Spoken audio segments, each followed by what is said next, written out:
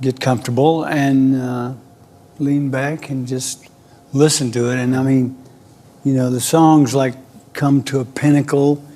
Gregg Allman seemed to have this incredible ability to pour his soul into every song. But did you know that his own life was not as perfect as his song? This is the story of Gregg Allman, the heart and soul of the Allman Brothers Band. Watch this video until the end to know why people say that. The life narrative of Gregg Allman, who was born Gregory Lenoir Allman on December 8, 1947 in Nashville, Tennessee, is so compelling that it could be described as a novel. It was during World War II in Raleigh, North Carolina, while Willis Allman was stationed on leave from the United States military. This is where his parents, Willis and Geraldine Allman, first came into contact with one another. During the course of their whirlwind relationship, they got married, and on November 20th, 1946, they welcomed their first child, a son named Duane Allman, in Nashville. Their marriage had only been together for a few years when disaster struck. Willis Allman was killed by gunfire on December 26, 1949, in Norfolk, Virginia, after he had offered to drive a hitchhiker back to his house. As a result of this heartbreaking loss, Geraldine was compelled to uproot her life and go to Nashville with her 2 young kids. She never remarried after being left a widow, and she was forced to confront the formidable job of raising her sons by herself. In an effort to care for her family, Geraldine decided to pursue a degree in accounting with the intention of becoming a certified public accountant. On the other hand, the laws of the state at the time required for students to reside on campus. In order to fulfill this requirement, Gregg and Duane were required to take a trip to Castle Heights Military Academy, which is located in Lebanon, Tennessee. When Gregg was younger, he first experienced feelings of abandonment and saw the relocation as an indication that his mother did not love him. But as time went on, he became aware of the magnitude of the sacrifice that she had made. In an effort to prevent the inconceivable possibility of them being placed in an orphanage, she was doing all in her ability to keep them together. At the same time that Duane developed a defiant attitude, Gregg fell into a severe melancholy when he was attending the military academy. Gregg pushed himself into his studies since he had very little else to keep his thoughts occupied. An unanticipated interest in medicine emerged as a result of this attention. At one point in time, he even entertained the idea of becoming a dentist in the event that his musical ambitions did not materialize. When Gregg Allman was attending Castle Heights Military Academy, he had his fair share of challenges. As a result of the protective presence of his brother Duane, he was subjected to hazing by other pupils only infrequently. Nevertheless, this did not protect him from the severe discipline that was administered by the instructors. Gregg's rising sense of unhappiness was compounded by the fact that having poor grades frequently resulted in violent beatings. Following their mother's graduation from college, the Allman family made a brief trip to Nashville before moving to Daytona Beach, Florida in the year 1959. Gregg's enthusiasm for music was actually kindled in Daytona, which was driven on by 2 significant incidents that occurred at that time. When he was in Nashville in 1960, he went to a concert and watched the electric performances of Jackie Wilson, Otis Redding, B.B. King, and Patti LaBelle. This was the first unforgettable experience of his life. Jimmy Baines, a neighbor of his grandmother who was mentally handicapped, was the second person he learned to play the guitar from. Gregg, who was adamant about pursuing a career in music, used his time as a paperboy to save up for a Silvertone guitar that he purchased from Sears. The fact that he was natively left-handed did not stop him from playing right-handed, much like his brother Duane. It was common for them to argue with one another over their love of the guitar, but it also helped them develop a stronger connection with one another. It was in Daytona that the Allman Brothers had their first experience with public performance when they became members of the Y-Teens, a performing group affiliated with the YMCA. They went back to Castle Heights and started their own band, which they called the Misfits. Gregg quickly came to the conclusion that the life of an academy student was not for him, and he made the decision to quit. Once they were back in Daytona, Gregg and Duane decided to start a new band called the Shufflers in 1963. Gregg received his diploma from Seabreeze High School in 1965, but by that time he had completely transferred his attention to music and the joy of being a young person. It was at Daytona Beach that the Allman Brothers began to interact with other artists, and it was there that they finally began to play music with Floyd Miles and his band, the House Rockers. Every experience he had, from the challenges he faced at Castle Heights to the thriving music scene in Daytona Beach, contributed to his development into the great artist he would develop into. Over the course of his career, Gregg Allman meticulously studied Floyd Miles' presentation approach, absorbing every aspect of the veteran musician's stage presence. The culmination of this mentorship was the founding of the Escorts, which was Gregg and Duane's first band that was taken seriously. They honed their abilities by performing R&B classics and top 40 singles at local clubs, which allowed them to create a local audience with their music. In spite of the fact that Duane first served as the main vocalist, he quickly recognized the potential that his brother has and urged Gregg to take over the job. As a result of the brothers' unwavering commitment to learning new songs, Gregg was forced to miss his high school graduation in order to perform at a gig. The brothers spent every dime they had on CDs. A significant amount of influence on Gregg's developing musical approach came from the R&B station WLAC in Nashville, as well as blues giants such as Muddy Waters. In a last-ditch effort to escape being drafted into the Vietnam War, Gregg took the extreme action of shooting himself in the foot. This serves as a reflection of the extent that Gregg would go to in order to remain faithful to his artistic path. In a short amount of time, the Escorts morphed into the Allman Joys, which marked the beginning of the brothers' first band to achieve commercial success. Following a blistering summer run in the area, they embarked on a tour in the fall of 1965, beginning with a 22-week performance at the Store Club in Mobile, Alabama. After that, I spent a few weeks at the Sahara Club in Pensacola, which is located in the state of Florida. Gregg had a turning point in his life when he was in Pensacola. It was then that he improved his stage appearance and obtained his first Vox keyboard, which he learned to play while he was on tour. In a studio in Nashville, the Allman Joys recorded a number of songs by the time the next summer rolled around. Gregg did not feel proud of these recordings, despite the fact that they were ultimately published as part of the album Early Allman 1973. He believed that they did not adequately showcase the band's actual potential. After becoming dissatisfied with performing cover songs, Gregg started creating his own original stuff. Their musical horizons were further expanded by the time the spring of 1967 rolled around, and they were performing in St. Louis alongside artists Johnny Sandlin and Paul Hornsby respectively. Gregg Allman's band was on the verge of disbanding until Bill McEwen, the manager of the Nitty Gritty Dirt Band, threw them a lifeline before they went their separate ways. McEwen was successful in persuading them to relocate to Los Angeles, and he provided the finances that were required for the migration. After signing a contract with Liberty Records in June of 1967, they changed their name to the Hourglass, which was a name that was offered by the producer Dallas Smith. The recording process, on the other hand, was uninspired, and the band felt that the demands of the commercial world were stifling them. In spite of the fact that their debut album was released in October, they chose not to perform any of its tunes live. Instead, they chose to do blues sets that were more in line with their own style. The band Liberty Records only performed one show every month, and in March of 1968, after going through a number of lineup changes, they issued their album titled Power of Love. However, despite the fact that this record contained more of Gregg's music, the band continued to feel confined. A disagreement between Duane Allman and executives at Liberty, who threatened to block their recording rights, was the final straw that broke the camel's back. The band eventually broke up as a result of this. Gregg chose to remain in Los Angeles in order to complete a solo record contract, a choice that was met with hostility from the other members of his band. While everything was going on, Duane started recording sessions at Fame Studios and formed a new band in Jacksonville, Florida.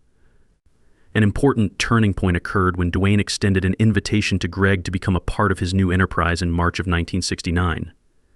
Suddenly, Gregg had the sensation that he was once again a part of something that was significant to him. Macon, Georgia became the new home of the Allman Brothers Band, and it was there that they developed a close-knit relationship. Rose Hill Cemetery served as a source of inspiration for them, and they spent many hours practicing, experimenting with psychedelic drugs, and studying the cemetery. When it came to the creative process and composition, this friendship was really essential. Duane Allman played the guitar, Dickie Betts also played the guitar, Barry Oakley played the bass, and Butch Trucks and Jai Johanny Johansson Jamo were the drummers. Together, they formed the band. The deep voice and piano talents of Gregg become one of the most important aspects of their music. Using long improvisational jams that demonstrated their musical talent, the Allman Brothers Band rewrote blues classics such as Trouble No More and One Way Out, combining them with the original songs. They distinguished themselves from other bands by incorporating elements of blues, rock, and jazz into their music, which ultimately led to their legendary stature in the annals of rock history. Gregg Allman, who had previously struggled with composition, eventually became the major writer for the Allman Brothers Band. He is responsible for composing legendary songs such as Whipping Post and Midnight Rider. Their self-titled first album, which was released in November 1969 on Atco and Capricorn Records, did not fare well in terms of sales, despite the fact that they engaged in innovative endeavors. In spite of this, the band did not feel discouraged. Beginning in 1970, they started on a lengthy tour, during which they performed more than 300 gigs and gradually built a fan following that was devoted to them. A minor amount of financial success was also experienced by their second album, which was titled Idle Wild South and was released in September of 1970. 1971 was a pivotal year for the Allman Brothers Band, despite the fact that they had experienced previous failures. Additionally, they came to the realization that their live performances were an essential component of their attraction, which resulted in a doubling of their revenue. As a result of this discovery, they decided to record their live album, which was titled At Fillmore East, and was released in July of 1971. As a result of reaching its highest position on the top pop albums list on Billboard and becoming gold by the month of October, At Fillmore East became the band's breakout album. The newly acquired money and success, on the other hand, brought about difficulties. Drug addiction was a problem that the band and their entourage struggled with. Although they originally agreed to give up heroin, they continued to fight with cocaine. The final chat that Gregg had with his brother Duane was characterized by a heated debate around drugs. After taking a portion of Duane's supply, Gregg lied about it when he was challenged about it later. Gregg wrote in his memoir, My Cross to Bear, that he had a profound sense of remorse over this particular occasion. He wrote, I've thought about that lie every day of my life after I had lied to him. He assured me that he loved me without question. A terrible accident occurred on October 29, 1971, affecting the Allman Brothers Band. The death of Gregg Allman's brother and bandmate, Duane Allman, occurred in Macon, Georgia, as a result of a motorbike accident. Gregg paid a moving homage to his brother's relationship by performing Melissa, which was his brother's favorite song, at the funeral for Duane. Gregg struggled to find the motivation to make music again as he struggled to come to terms with the immense pain that he felt as a result of this loss. At the same time as their record At Fillmore East began to see phenomenal success, the band decided to take a break in order to deal with the loss of Duane. Gregg commented on his process of coming to terms with the death of his brother in his biography titled My Cross to Bear. He wrote, After my anger subsided, I prayed for his forgiveness and realized that my brother lived life to the fullest. Gregg stated that he had not completely moved on despite the fact that he had made this understanding. An integral aspect of Duane's grief process was the fact that his loss remained with him on a daily basis. Learning to grieve meant growing up and accepting that death is part of life, he stated in his writing. Gregg found solace in the fact that he was able to chat to his brother every morning and that he felt a connection with him every night. In spite of the disappointment, the band made the decision to carry on. They went back on the road and finished recording their third album, which was titled Eat a Peach, over the winter months. Gregg was able to find peace via the act of creating music, which he described as having brought them all back to life. The song Eat a Peach was a huge success when it was released in February of 1972. It climbed to the 4th spot on the Billboard chart and was certified as gold. The fact that they were able to achieve this success is evidence of their tenacity and dedication to their music. Even after the band achieved popularity, they continued to face challenges. Their goal was to find a spot near Juliet, Georgia, where they could unwind and rehabilitate, so they acquired 432 acres by themselves. The band members were able to find serenity and recharge their batteries at this retreat, which served as a shelter for them in the middle of their hectic schedule. Tragically, the Allman Brothers Band was once again struck by a tragedy in November of 1972. Barry Oakley, the bassist for the band, lost in a motorbike accident. He was evidently still grieving the loss of his buddy Duane when he passed away. Gregg Allman reminisced on this second blow, saying, As upset as I was, I felt a sense of relief knowing that Barry's pain had ended in spite of the pain. The band made the decision to continue playing, and they recruited Chuck Leavell to play the piano and Lamar Williams to play bass. Dickie Betts assumed a leadership role in the band when they started working on their second album, which was titled Brothers and Sisters. While this was going on, Gregg Allman began recording his solo album, which was titled Laid Back. This action generated some conflict within the band.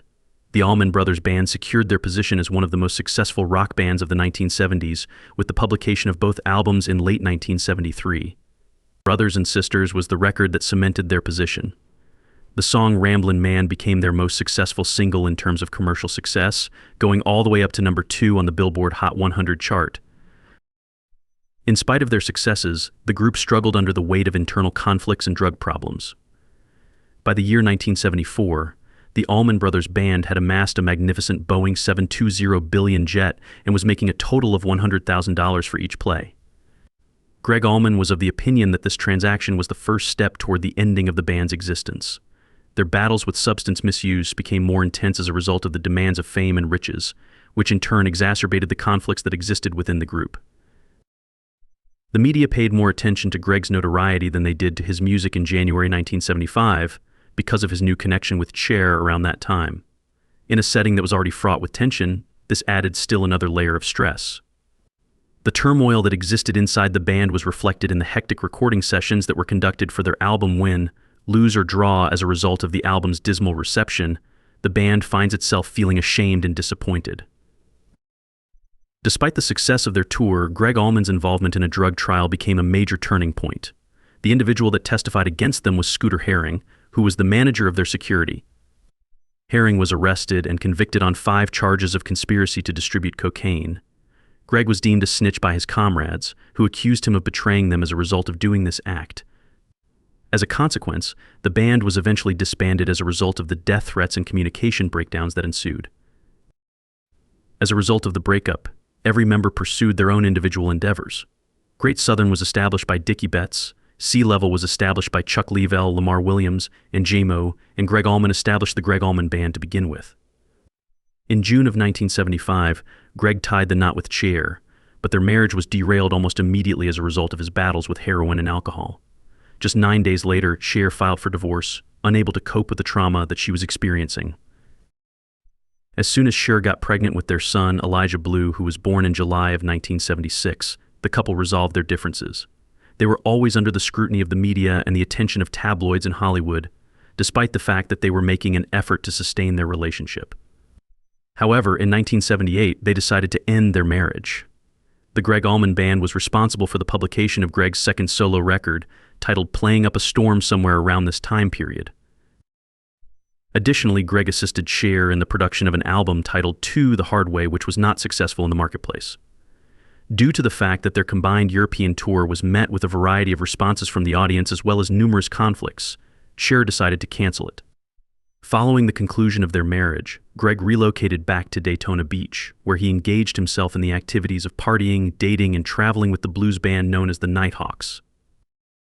In 1978, the members of the Allman Brothers Band got back together thanks to a combination of factors, including discontentment with their earlier breakup, a desire to spend time with each other, and the necessity of meeting financial obligations. When it was released in February 1979, their reunion record, titled Enlightened Rogues, was met with a moderate amount of success. They were signed to Arista and managed by Steve Masarski, and their goal was to bring their sound into the present day. On the other hand, members such as Dickie Betts and Gregg Allman continued to struggle with substance abuse troubles. Despite their best efforts, internal conflicts reemerged, which resulted in lineup changes and albums that were not very successful, such as Reach for the Sky in 1980 and Brothers of the Road in 1981 with their respective titles. Due to the difficulties they had, the band eventually disbanded once more in the year 1982. In his reflections, Gregg Allman described this time period as being turbulent and personally demanding overall. In the 1980s, Gregg spent a significant portion of his time in Sarasota, Florida, where he struggled with serious alcohol abuse and consumed 25% or more of vodka on a daily basis.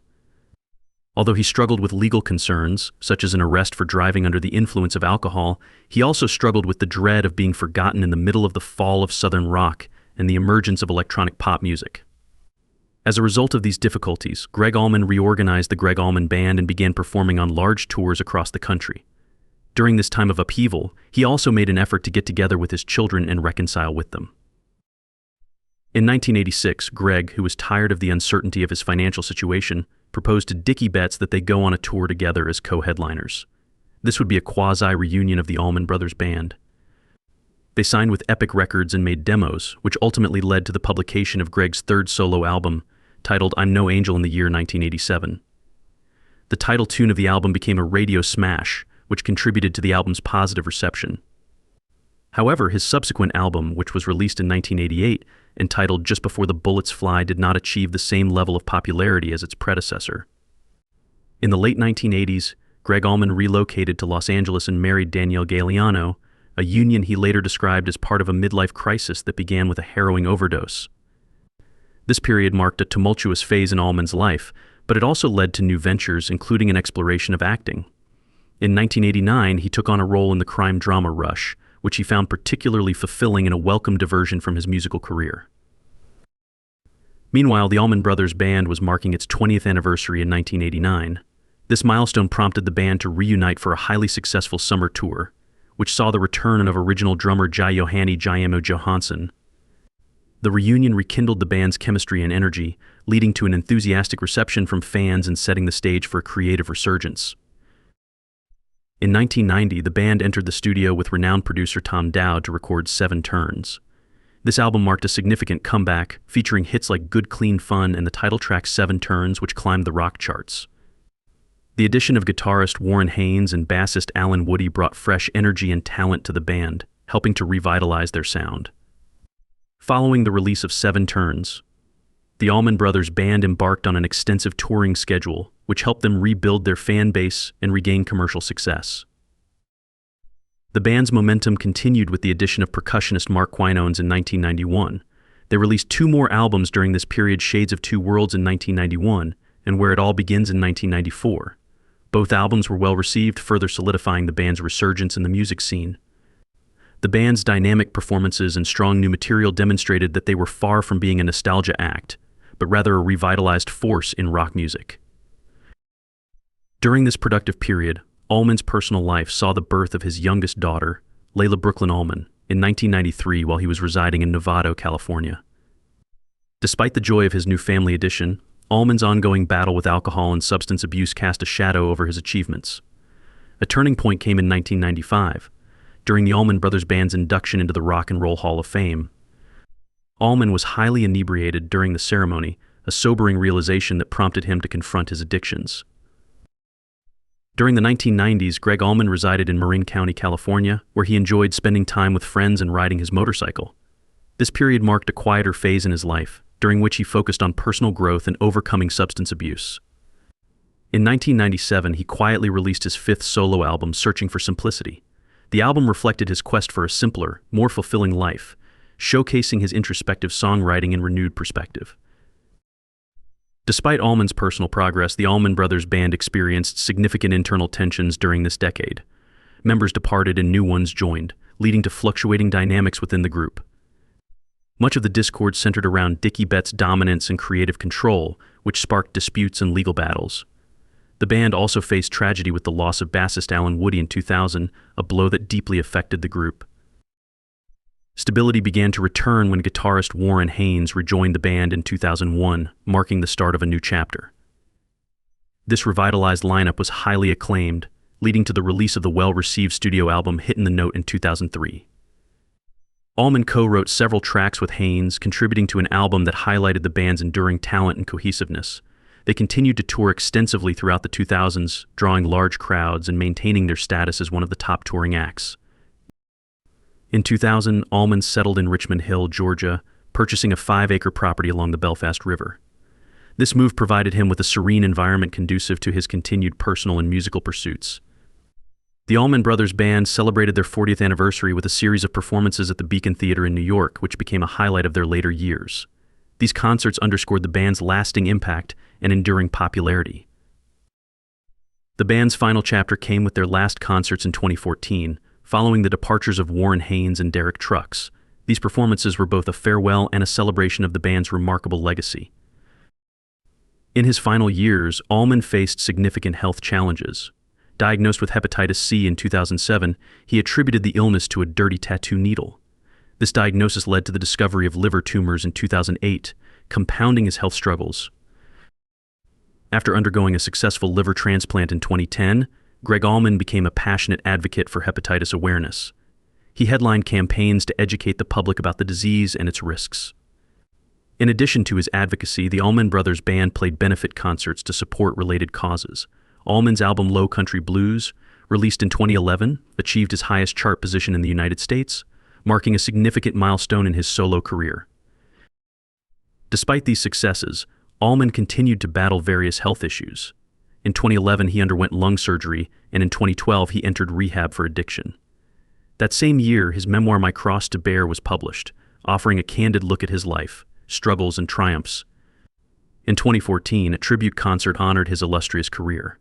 This event was later released as All My Friends, celebrating the songs and voice of Gregg Allman, featuring performances by notable artists paying homage to his musical legacy. Following the disbandment of the Allman Brothers Band, Allman remained active with his solo band. In 2015, he released the live album Gregg Allman Live Back to Macon, Georgia, which was well received by fans and critics alike. His contributions to music and culture were further recognized in 2016 when he received an honorary doctorate from Mercer University. Despite his ongoing health challenges, including atrial fibrillation and the recurrence of liver cancer, Allman kept much of his struggle private. He continued to perform, albeit on a reduced schedule as advised by his doctors. Many concerts were canceled due to his serious health issues, but his final performance took place in Atlanta at the Laid Back Festival on October 29, 2016, the anniversary of his brother Duane Allman's death. In response to reports that he had entered hospice care, Allman clarified that he was resting at home on doctor's orders. His personal life, marked by a series of 7 marriages and 5 children, was as eventful as his professional one. His marriages included Shelley K. Jeffs in 1971, Janice Blair in 1973, and a highly publicized union with Cher in 1975, with whom he had a son, Elijah Blue. Gregg Allman's personal life was as storied and eventful as his musical career. In addition to his earlier marriages, he married Julie Bindes in 1979, Danielle Galliano in 1989, and Stacey Fountain from 2001 to 2008, remarking on their out-of-sight years together. In 2012, he announced his engagement to Shannon Williams, marrying her in February 2017. Reflecting on his relationships in his memoir, Allman poignantly noted, "Every woman I've ever had a relationship with has loved me for who they thought I was," maintaining contact with only a few ex-wives, including Cher. Allman's children came from various relationships, adding to the tapestry of his personal life.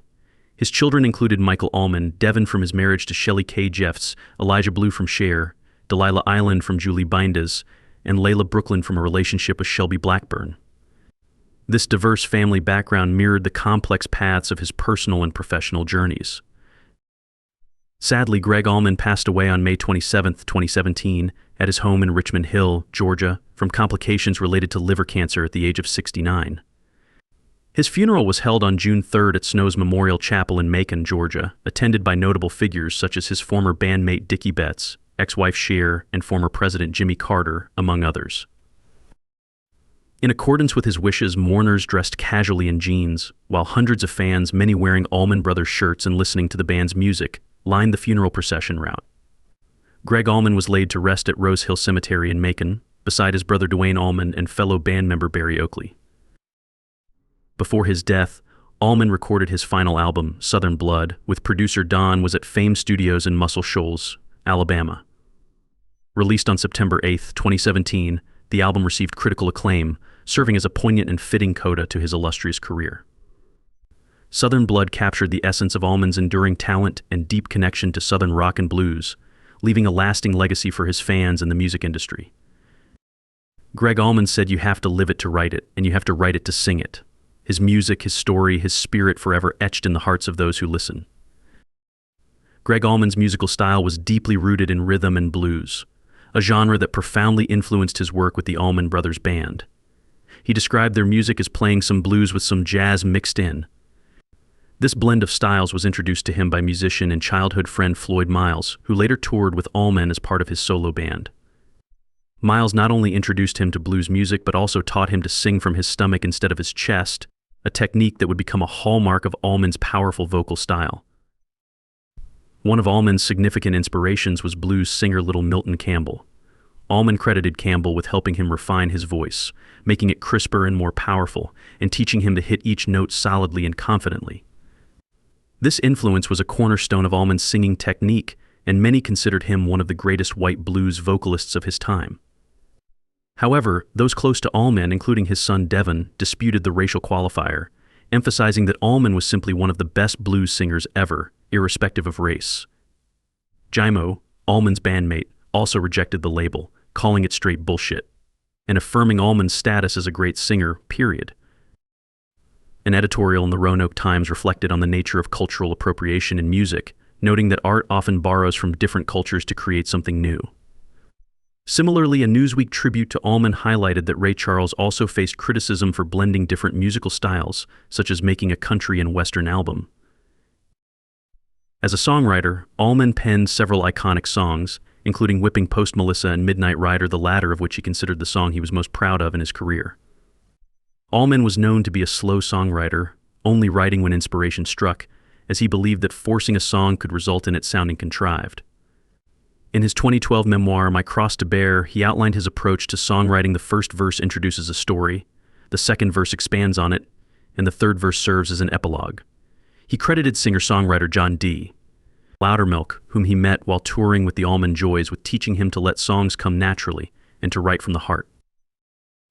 In recognition of his contributions to music, Allman received the Songwriter Award from the Georgia Music Hall of Fame in the last year of his life.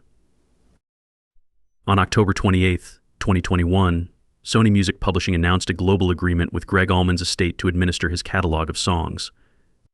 This deal covered many of Allman's compositions from his time with the Allman Brothers Band and his solo career, ensuring that his legacy would continue to be celebrated and his music widely accessible. Thank you for joining us on this journey through the life and death of Gregg Allman. His music lives on, a timeless tribute to the legend that was. Don't forget to like and subscribe for more tributes to legendary musicians. Take care and bye for now.